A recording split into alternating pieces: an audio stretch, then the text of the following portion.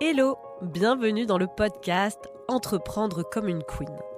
Si tu veux créer et développer une activité pérenne, abondante, qui sert tes clientes, ta vie et tes envies, sache que tu es au bon endroit. Je me présente, je suis Alima Pro. J'ai plus de 20 ans d'expérience en vente éthique. Mes spécialités sont le mindset et la relation à l'argent. Je permets aux entrepreneurs d'accéder à leur mode d'emploi pour créer un business sur mesure qui sert leur vie et leurs envies. Dans ce nouvel épisode, je t'explique comment je suis passée d'une activité hyper instable qui payait à peine mes factures à une activité hyper pérenne, stable, régulière et en générant 6 chiffres en un an. Alors ça a été tout un chemin, soyons clairs. La première chose à savoir, c'est que quand j'ai commencé mon activité, j'ai surtout investi dans des formations. Je me formais encore et encore et encore. J'avais besoin de toujours plus d'outils. Aujourd'hui, je comprends que j'avais clairement le syndrome de l'imposteur. Je me sentais pas hyper légitime. Et à un moment donné, je me suis rendu compte que faire des formations et encore des formations, clairement, ça ne me permettait pas de vivre de mon business comme je l'entendais. J'ai donc commencé par des petits investissements, par investir dans des formations sur les réseaux sociaux, des mini-formations sur la vente, etc. etc. Et puis, chemin faisant, je me suis dit, bon voilà, ma priorité, c'est quoi? C'est de vivre de ma passion. Ma passion, c'est d'aider les autres, d'accompagner les autres à créer une vie sur mesure, à créer une vie qui leur ressemble, comme je l'ai fait pour moi-même. Et là, je me suis dit, bon, la priorité, c'est clairement de développer mon activité. J'ai plein de formations, c'est bon, maintenant je suis compétente, on va développer le business. Et clairement, j'ai fait plusieurs investissements. Et ce qui a déclenché cette abondance folle, ça a été le moment où j'ai investi à la hauteur de ce que je voulais créer, clairement. C'est quand j'ai fait un investissement qui m'a challengée, quand je me suis dit, waouh, là c'est un gros investissement. Et en même temps, faire cet investissement-là, c'était me prouver que j'y croyais, quelque part. J'étais prête pour recevoir l'expansion. J'étais prête à me dire, ça y est, si je sais que mon activité peut être rentable. Je sais que moi aussi, j'ai le droit de vivre de mon activité. Et je sais que maintenant, il faut que j'aille vraiment en profondeur et que je comprenne comment vendre, comment je crée mon processus de vente, quelle est ma signature, quelle est ma manière de vendre.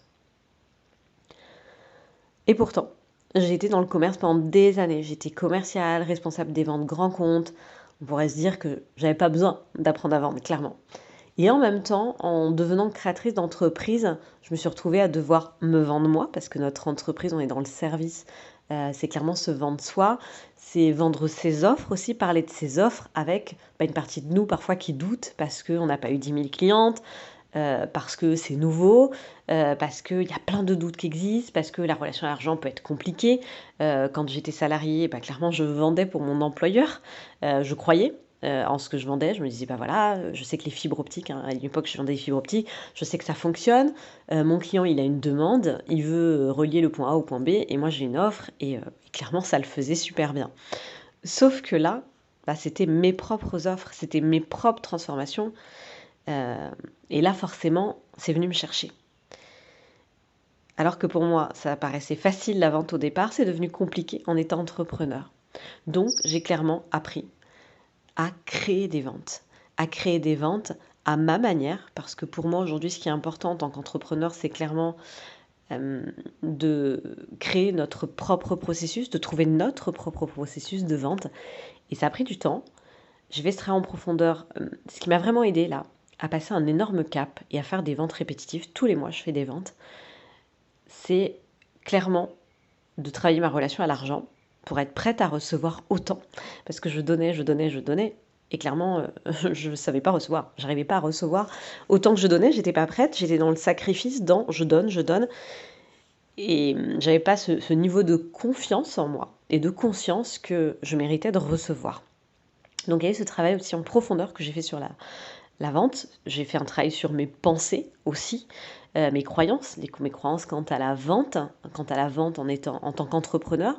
Et puis j'ai vraiment repris goût à la vente, à une vente alignée.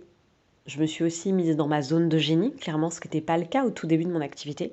Je suis sortie de mes outils, j'ai arrêté de parler de l'hypnose, de la PNL, de tous mes outils. Je suis vraiment partie de qui j'étais. J'ai mis tous mes potentiels, tous mes savoirs, qui je suis dans une offre. Et là, forcément, j'ai activé mon magnétisme parce que je me sentais hyper légitime de parler de ces outils-là. Je me sentais prête à recevoir en termes d'argent. Et là, les ventes sont venues les unes après les autres. C'est devenu facile, fluide. Et clairement, je vends sans jamais avoir l'intention de vendre. Je vends sans jamais me dire aujourd'hui je vais vendre. Clairement, je sais que mon offre elle est canon. C'est qui je suis. C'est vraiment, ça me ressemble. C'est mon histoire de vie. C'est tout ce que j'ai traversé et toutes mes compréhensions. C'est moi en fait de mettre les talents des autres en lumière. Et clairement quand j'en parle, je suis tellement habitée, tellement convaincue que finalement, dans la plupart des cas, bah voilà, les gens me disent c'est génial ce que tu proposes et puis la personne elle est intéressée ou elle n'est pas intéressée. Peu importe, je sais que ça dit rien de qui je suis. Moi je suis sûre de moi et de mon offre. Et en fait c'est comme ça que j'ai des ventes qui se font de manière hyper fluide, hyper alignée. Et c'est simple en fait, c'est vraiment simple. Et maintenant j'ai compris mon processus. Et l'avantage d'avoir compris mon processus, c'est que finalement, je peux faire un mois où je décide de ne pas être active sur les réseaux sociaux, de ne pas parler de mes offres. Et puis je sais que le mois d'après, si je décide de faire des ventes, je fais des ventes, clairement. C'est ça que je vis depuis un peu plus d'1 an maintenant. Et c'est ça qui m'a emmenée de manière vraiment fluide et alignée vers le dépassement de mon objectif que je m'étais fixé. Parce qu'au départ, clairement, je ne m'étais pas fixé cet objectif-là. Et c'est arrivé de manière facile et légère. Je pensais avoir besoin de faire. Et en fait, finalement, ça a été ma grande surprise, ça a été l'équilibre entre le faire et l'être, quelque chose que je ne connaissais pas dans mes anciens métiers, qui m'a permis de faire ces ventes à profusion, ces ventes qui arrivaient les unes après les autres, de manière illimitée. J'ai trouvé ça vraiment facile et fluide. Et en plus, j'ai clairement dépassé l'objectif que je m'étais fixé. Et je me suis rendu compte que la stabilité et la pérennité, ça faisait un bien fou en fait.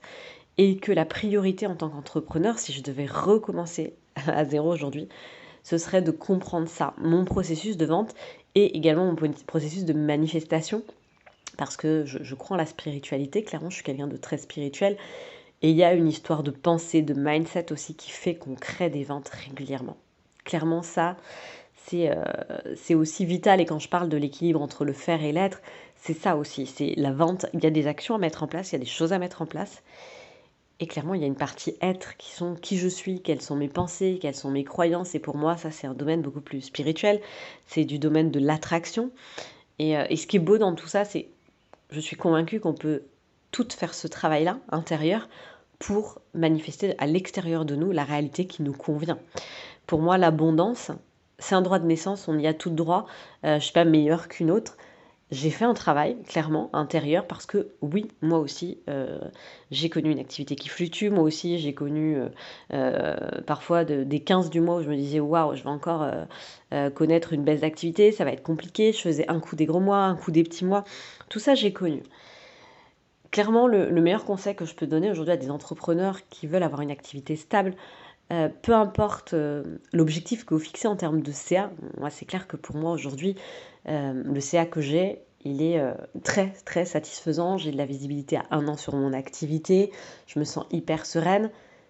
Ça reste mon ambition à moi, mes objectifs. Maintenant, peu importe votre objectif, maintenant en tout cas si vous avez envie de vivre de votre passion et que ce soit un minimum stable, pour moi, la première chose que vous devez faire, c'est apprendre à vendre. Alors à vendre avec éthique, on est d'accord, parce que pour moi, s'il n'y a pas de vente, il n'y a pas de chiffre d'affaires pour une entreprise. Et l'objectif d'une entreprise, c'est quand même de vivre. Sauf si vous avez décidé d'être une entreprise à but non lucratif, d'être une association humanitaire. Votre objectif, c'est clairement de vivre de votre activité et vous méritez de vivre de ça. Maintenant, la vente, ça ne fait pas tout, soyons clairs. La vente, ça part de la confiance en soi, de l'estime de soi, de la confiance que vous mettez dans votre offre. Et également, votre relation à l'argent, elle est vitale parce que quand on est entrepreneur, recevoir, ça s'apprend. Mettre des tarifs alignés, ça s'apprend aussi. Et je vais vous donner une anecdote qui va, je pense, faire écho pour beaucoup de gens. Au tout début de mon activité, je faisais des ateliers. À un moment donné, je faisais des ateliers. Et puis, j'ai eu certains ateliers à 40 €, quelque chose comme ça, que j'avais du mal à vendre ou qui n'étaient pas remplis.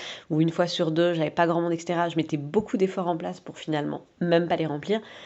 Là où pendant 7-8 mois, j'ai été sur une offre premium qui était une offre haut de gamme et j'avais que ça comme offre. J'avais clairement que ça comme offre et je la vendais tous les mois. C'est pour vous, ce que je veux vous montrer dans cet exemple-là, c'est que le prix n'est jamais le problème. Clairement, le prix n'est jamais le problème. Le problème, c'est notre perception du prix, notre perception de l'argent, notre manière de voir l'argent. Et votre prix, c'est vraiment jamais le problème. Quand j'étais pareil en cabinet d'hypnose, j'ai fait des séances à 60 €. À la fin, je faisais des séances à 90 €. Et honnêtement, j'avais plus de personnes à 90 qu'à 60. C'est notre perception du prix qui joue sur la perception de l'autre. Pour moi, on est tout le temps en effet miroir avec l'autre. Et effectivement, si il y a une partie de nous qui pense que c'est cher, pour l'autre, ça va être cher. Si on n'est pas aligné avec le tarif, forcément, on aura du mal à vendre. Et tout ça, c'est clair que c'est un gros travail, on va pas se mentir, et c'est un travail qui vaut le coup vraiment. Parce que si on veut vivre de sa passion, et bien en vivre, parce qu'encore une fois, pour moi, on mérite toute l'abondance. Et quand je dis l'abondance, c'est l'argent, c'est le temps, c'est pouvoir kiffer sa vie, vivre ses passions pleinement, créer une activité qui sert nos clientes et nos vies et nos envies. Pour moi, ça passe par ce job intérieur qui permet d'aller chercher les résultats qu'on a envie d'aller chercher.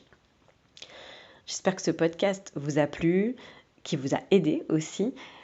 N'hésitez pas à commenter, liker, partager, à me faire un retour. C'est toujours un grand plaisir de recevoir vos messages et je vous souhaite une très belle journée.